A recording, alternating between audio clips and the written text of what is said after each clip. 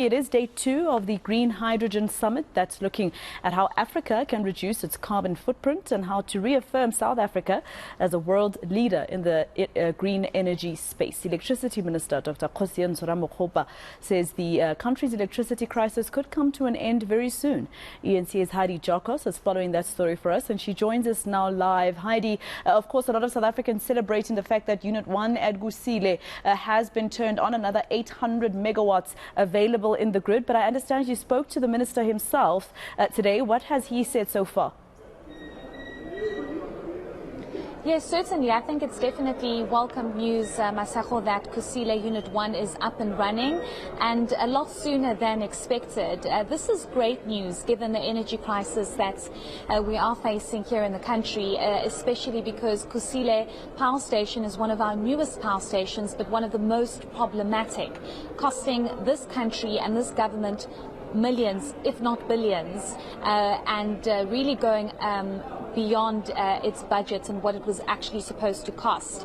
A couple of months ago, there was not one single unit that was working at Kusile Power Station, really taking the country back, possibly by adding 3 additional stages of load shedding, because each unit could possibly provide about 800 megawatts. So all in all, Kusile Power Station should be giving us about 3,000 megawatts of electricity, and because of the serious structural issues and other operational challenges of Kusile Power Station, it really just further exacerbated our energy crisis. But yesterday we were told 800 megawatts have been added onto the grid, meaning that could be one stage lower than of load shedding experienced by South Africans.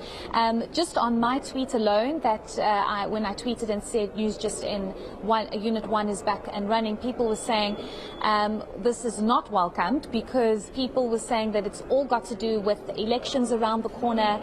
It's all got to do with the ANC-led government trying to convince South Africans that they have the situation under control. And I posed this question to the Minister of Electricity to say, how do you feel about the fact that South Africans don't trust you? There's a huge trust deficit, especially when it comes to the electricity crisis. And the Minister is saying that is absolutely not the case. They have diagnosed the problem at most power stations, and they are trying their very best to really deal with load shedding. Let's listen to what he had to say to us today. We will not mislead South Africans. I think the unit has been fired, and of course the 1 or 2 issues that they are fixing, but we are confident the unit is coming on load.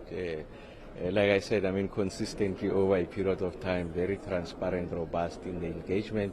But yes, the unit will come on load.